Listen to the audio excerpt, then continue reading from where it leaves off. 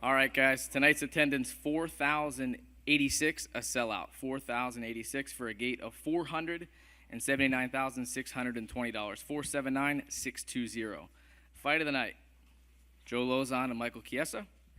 Performance of the night: Ben Rothwell and Jacare. $50,000. One note: Ben Rothwell is transported. He went to the hospital for a potential broken arm. Who has the first question?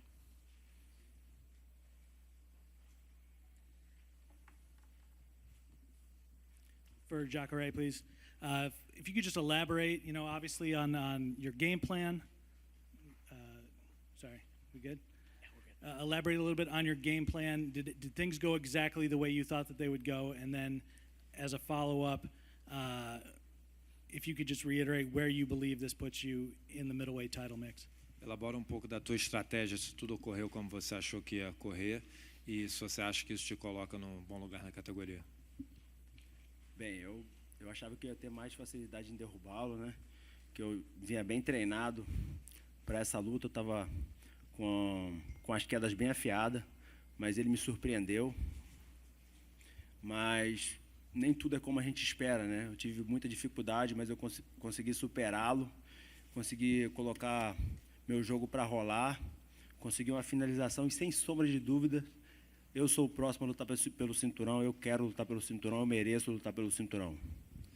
At first, I thought it was going to be much easier to be able to take him down. I was very well trained for this. I thought my takedowns were on point. So I had some difficulties that I was able to overcome. But surely this puts me in line for a title shot, and I want to fight the champion. And if I could go to Mr. Mousasi, please. We talked the other day, and you thought that would be his game plan, probably to want to take you to the ground. Was there anything at all that surprised you in the fight with him doing that straight away? I think he just was relentless with his takedown, so he did a good job with that. I think I lacked a little bit of fighting spirit today. And Mr. Mitrione, congratulations on your win. Is there anything different for you these days? I mean, we've seen, just how beastly you've been, the last couple fights. Is there anything going on that's different for you? Yeah, I've tried to limit my stupid decisions outside of the cage for the most part, try to get my life a little bit more in order, and I think I've done a better job with that. But also, call a spade a spade. I haven't been fighting the top-tier talent, and when I did, I dropped the ball a little bit.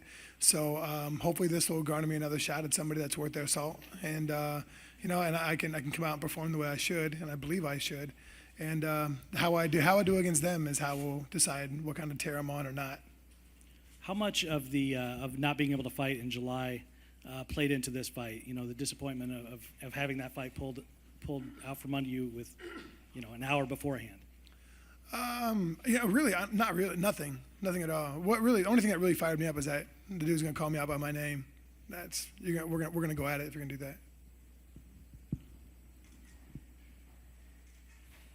In the back there, more.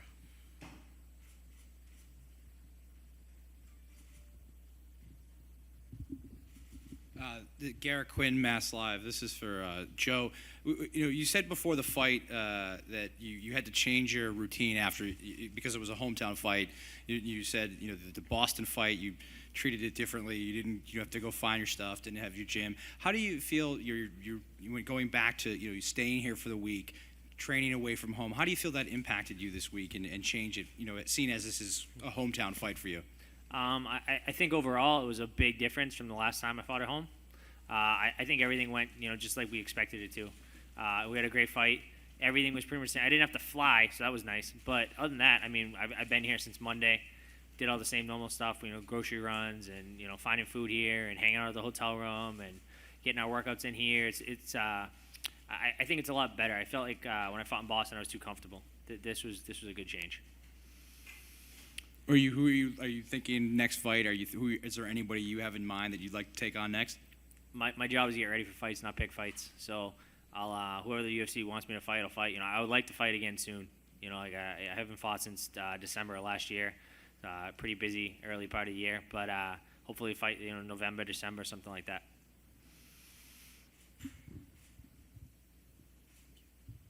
So for Jacare, How do you beat Chris Weidman? Como é que você vence o Chris Weidman? Primeiro eu tenho que ver se ele vai passar pelo Belfort, né? E depois que essa luta acontecer, eu vou estar preparado para bater o campeão, tanto o Chris quanto o Belfort. Eu não sei como será ou a estratégia que eu vou usar, né? Mas eu sei que eu vou me preparar para vencer. First, he's got to get through Belfort, and then when that fight's over, I'm going to train and I'm going to be ready to fight either Chris Weidman or Vito Belfort.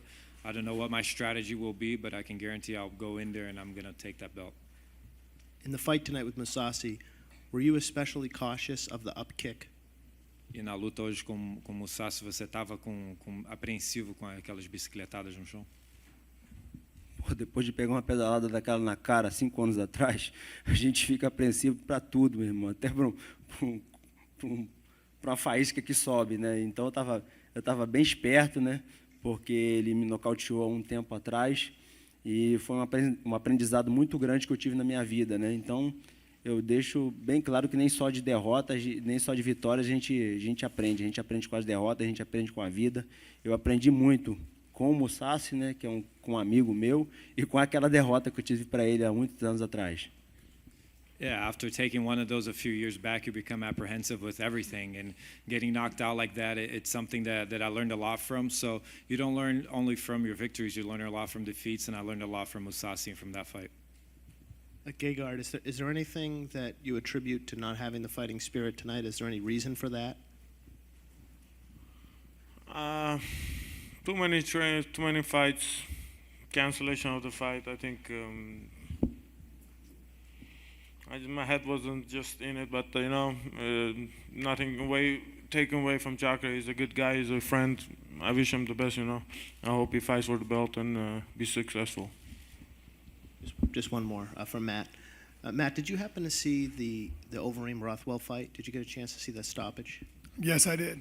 I was interested in your opinion on that because your fight kind of went down in a similar sudden way with those heavy blows at heavyweight. Right. Well, I mean, we're big bodies, man. We throw around leather. That's what we do. And any one punch can stop a fight. I mean, you even saw. I mean, Ben's punch against Reem was the same as Brock's punch against Randy. It just glance off the top of your head, and there you go. You're dancing funny, But it's unfortunate. I was really hoping that I was going to be able to score a fight with Overeem. Really was. But it was unrealistic. I'm unranked, and if Overeem won, then it would have been a completely different conversation, But, I don't know. I have no idea what his future holds. I have no idea what my future holds. But, I mean, there's obviously personal grudges there with my camp and him and me and him as well. But, it is what it is. But I hope he's healthy. I don't know much about him as far as a human being. I hope he's doing all right. But we'll see what the UFC has been planned for me and for Ben and for Overeem. For John Moraga, please. Could you just take us through your fight a little bit because you kept after that choke in the first round. You weren't able to get it tight enough, and you just kind of stayed after it into the second round. Were you surprised that you were able to get him then? Not really, because I noticed he was letting me get under his chin. That's probably what made me keep going back to it a little bit. What about that strategy on his part do you find surprising then? After you went after it so many times in the first round. I mean, I don't know. The one thing about his strategy was I didn't expect him to be so mobile on the feet. I thought he was gonna fight me a little bit more, and he was just. And I had a feeling he was going to try to take me down, exactly what he tried to do. And, I should have been more prepared for the takedown, but he gave me openings, so I was attacking him for that. Do you feel like people counted you out a little bit in this fight? Because, I mean, as John Anik mentioned afterwards, I mean, you were the underdog in this fight, which seems odd for a guy that just fought for the title recently. Not only that, I mean, he just lost to the guy I just beat recently. So, yeah, I was a little surprised, but, I mean, it is what it is. Joe, with everything going on in your life right now, just where does this stack up as far as emotional wins for you in your career? I think before all the stuff I just went through with my son, this would be like pretty awesome. But I'm so much happier about all the news we got back in July about Joey, and I mean this definitely this is awesome, but it's it's not even close to compared about hearing good news about my kid. Was it hard just going through training camp, Because obviously your mind was in two different places with your son and everything.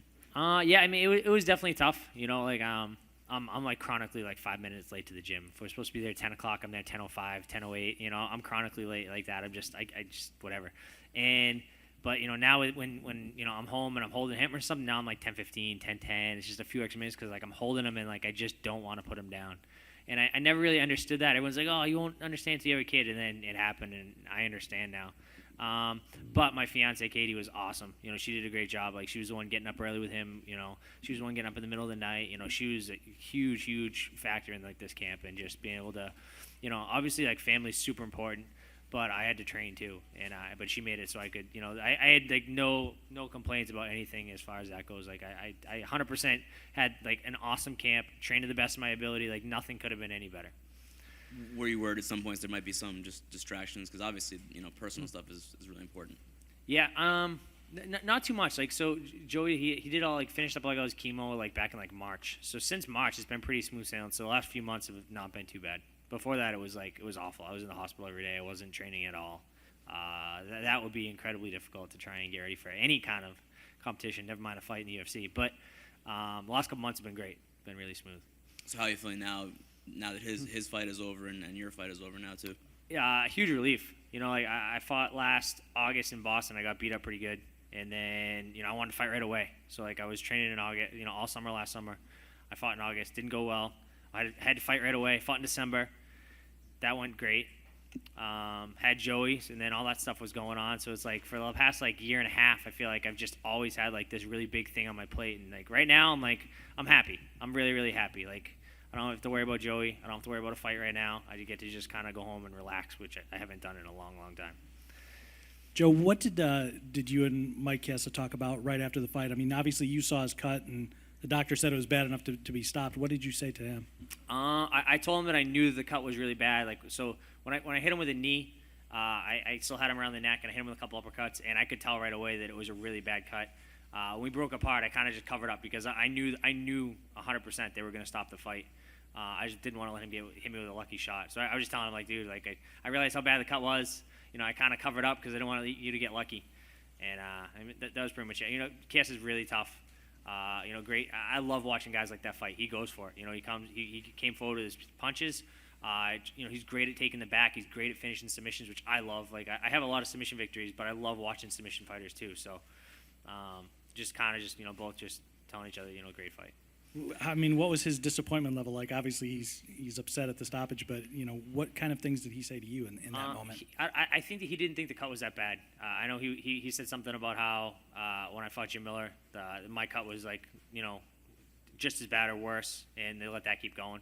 You know, I'm not going to argue one way or the other, but you know, I disagreed, but. I think he was upset. You know, it sucks when you train really hard for, you know, an entire fight camp, and then you get hit with a cut, you know, and the fight was back and forth. It was a good competitive fight. So it sucks when, you know, you think that you're in the fight, you think it's going your way, and then all of a sudden the fight's over and you're lost. And obviously another fight for you and another bonus check. It's like 16 UFC fights and 9,000 bonuses or something like that. But can you just talk about that a little bit? Because I think you're the undisputed record holder now in that department. I think so. So Anderson and I were tied. We had 12 before. So now this puts me at 13, which is pretty awesome. And I think I was tied with BJ for the most finishes in the lightweight division. I think I one-upped him on that too. So which just kind of hurts my heart a little bit. BJ's my boy.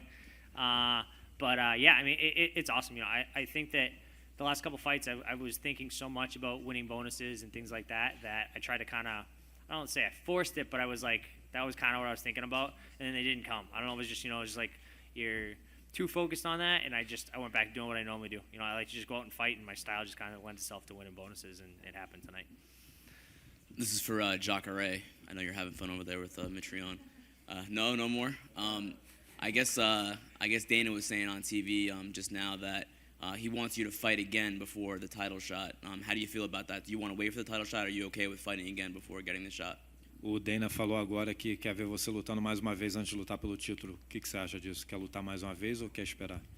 Meu amigo, eu sou funcionário do UFC, eu tô aqui para lutar. Eu quero o title shot, eu mereço. Mas se não acha, né? A gente vai ter que conversar mais tarde. Eu vou ter que conversar com o meu empresário, Gilberto. I work for the UFC, so whatever they want, I'm here to fight. So we're going to have to see. I think I deserve the title shot, but we'll talk about that later, and he needs to talk to my manager. Any more questions, guys? Ariel?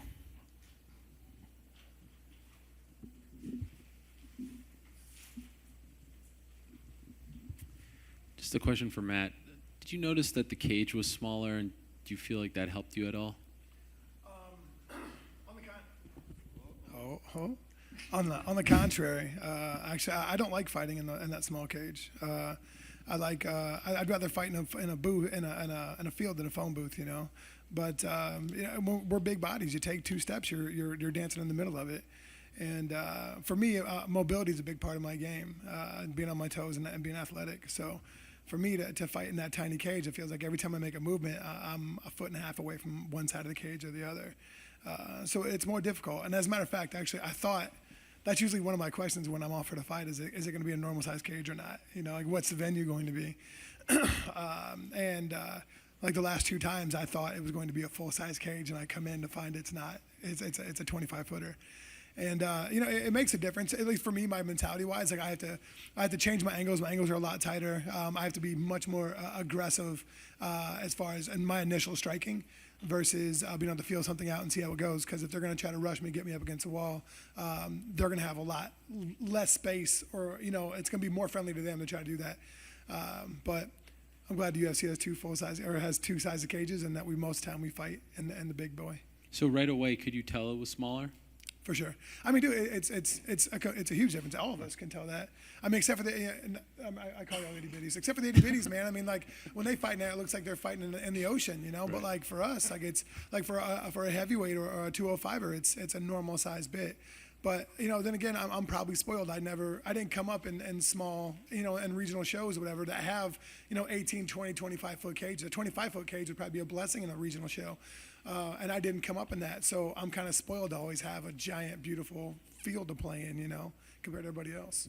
And one more thing, I know you said you were interested if Reem would have won to have fought him, but considering the fact that you say you're not ranked and he's coming off a loss, sometimes those matchups happen where the top-ranked guy loses, so he comes across a fight against a guy who is off a win but isn't ranked. You know what I'm saying? So it seems to me like you still could get that fight. Is that the fight that interests you most next?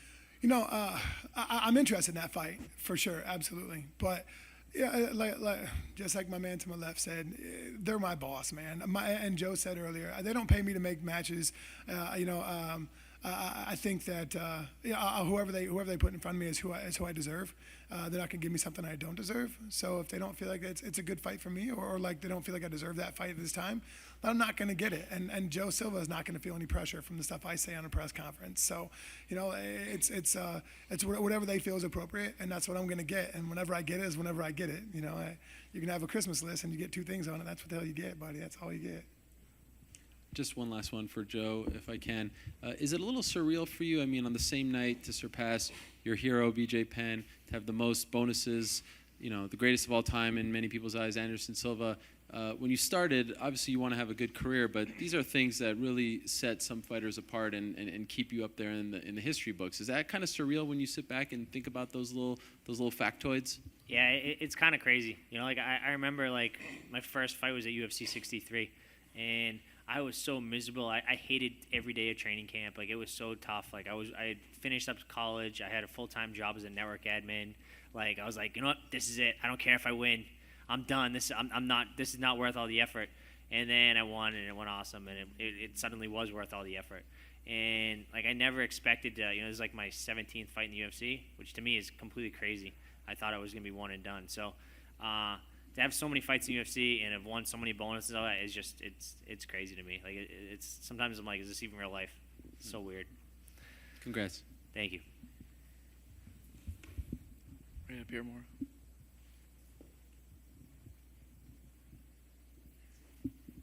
My question is for Joe. I know you talked about how training was a little different because you had a kid and all the stuff you had to deal with. But when you did enter the cage today, did it seem any different to you? Did you have a different outlook? Because you seemed, you're normally exciting, obviously, but you seem a little more fired up being in the cage? A little bit. It was nice to. I honestly, I like fighting in the smaller venue. I thought that was really, really cool. Like I passed so many people that I knew, like as we were just walking down to the cage, and usually I'm like, like laser vision at my opponent as I'm walking down, and I mean, I hadn't fought in a while. That was like one of those things I was thinking about, like coming into this like all week long. I was thinking, I haven't fought since December. Like, is it going to be any ring rosses? But I think I've done it so many times at this point. I don't think that the little bit longer layoff, affected me. I felt like I was ready. I felt like I was in kill mode from the start. I think we trained really hard. We had a really good game plan, and we executed. For sure. And having so many of your hometown fans in attendance, did that just pump you up even more being there in the fight as opposed to your last fight that wasn't in a hometown? Yeah, I mean it's awesome fighting in front of so many friends and family. Like I like at one point I had Kiesa's back and I heard like the "Let's Go Joe" chant, and I thought that was pretty cool. It's weird. Like it doesn't matter how big the venue is, I can always pick up my mom's voice. I hear my mom, like she waits till everyone goes quiet, and she's like, "Kill him," or something crazy. It's just I know exactly where she's sitting.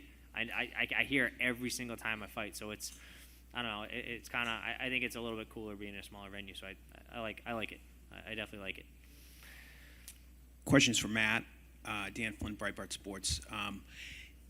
You're 36. Is there a sense of urgency to fight a top 10 guy? If you want to make a run, I mean, wouldn't this be the time to do it? I mean, are you feeling that?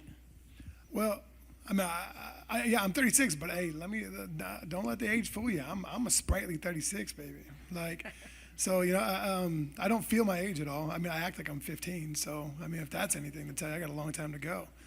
But I mean, no, I feel like preparation-wise, like as far as ability and time, I feel like I said, I'm pretty good right now, and I feel like I can fight just about anybody in the world. But we'll see. We'll see what the bosses say. Like I said, they're the boss. They tell me what to do. But my age isn't a factor. Do you think maybe you benefit from coming into it a little bit late, coming into MMA a little later than some of these other guys, that you did something else before it, and you don't have all those, all that wear and tear from the octagon all those years? I think I might have picked up a little more wear and tear in my other job versus this one. But, honestly, I'm a heavyweight. Everybody knows that the heavyweights rely on power for the most part. So power is the last thing to leave you. Like every other body up here relies on agility and dexterity and quickness to be part of their game, especially if you're a wrestler or a grappler. And that's one of the first things to go. So for me, that's why Randy could fight until he was 75. Because he's very functional in what he does, and he's very strong about and very good about cutting off pressure and getting you in the cage and doing what Randy does. But all of us heavyweights can fight for a long time. Look at Mark Hunt right now. Look at a lot of other guys, and there's kind of and they're still at the top of their game because we live off of this, not necessarily our footwork. Any last questions, guys? All right, our first event back in Connecticut since 2005. I want to thank the Foxwoods. An incredible week here. See you guys all next week. The Ultimate Fighter, Wednesday, 10 p.m. on the East, Fox Sports 1. Thanks, guys.